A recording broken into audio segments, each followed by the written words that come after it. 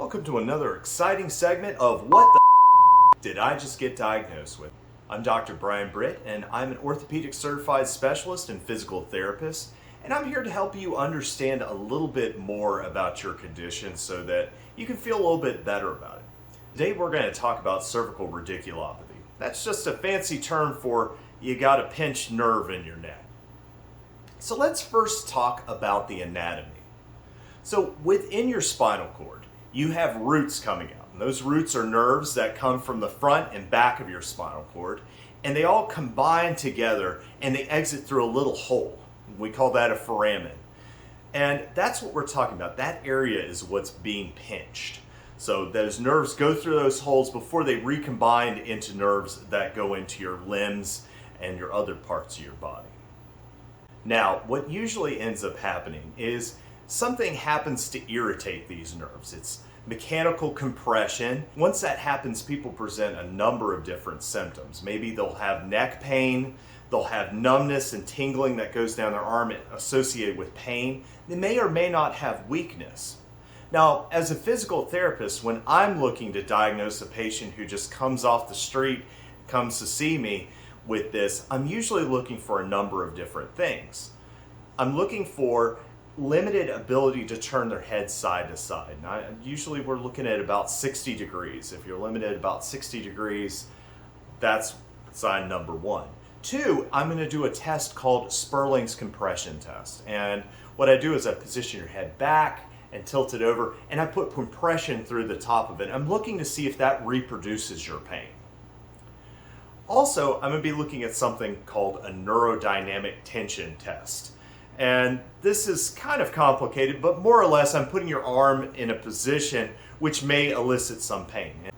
And all three of those signs together indicates a high probability that what we're dealing with is cervical radiculopathy.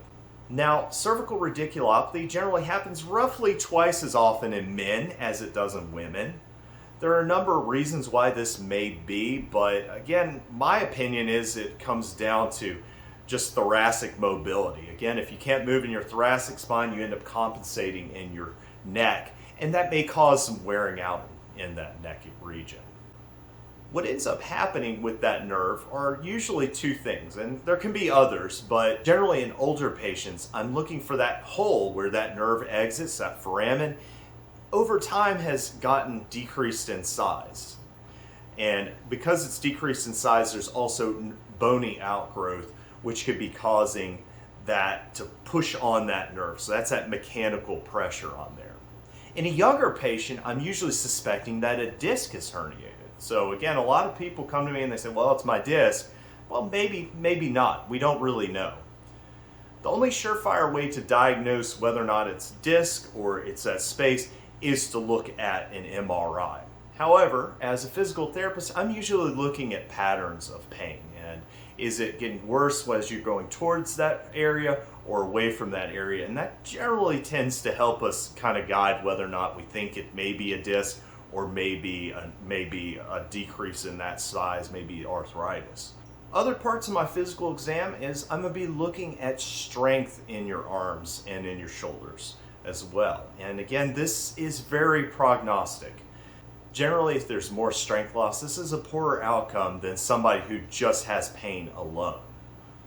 After you see your orthopedist, neurosurgeon, or sports medicine doctor, or physical therapist, and you're diagnosed with cervical radiculopathy, we generally try conservative care first, and that means physical therapy for up to 6 weeks. And as a physical therapist, I'm generally looking for those symptoms to improve pretty dramatically. If those symptoms aren't improving, then we're looking at doing more invasive techniques, such as injections. And injections can be very effective. Two things that are generally happening when that nerve's getting irritated. It's mechanical pressure, but it's also chemical. As a physical therapist, I can do a lot for the mechanical, but I can't really do anything for the chemical changes. That takes medication. It's not necessary in all the cases, but in some. For self-treatment for cervical radiculopathy, I recommend going to see a specialist. This can have a wide degree of different things. Again, listen to your physical therapist, do your home exercises, be consistent. and we step back and we're looking if consistently doing physical therapy can help with this condition. But unfortunately, if things start to stagnate or go sideways, we're looking at going a step further. There are cases where this may be solved through surgery.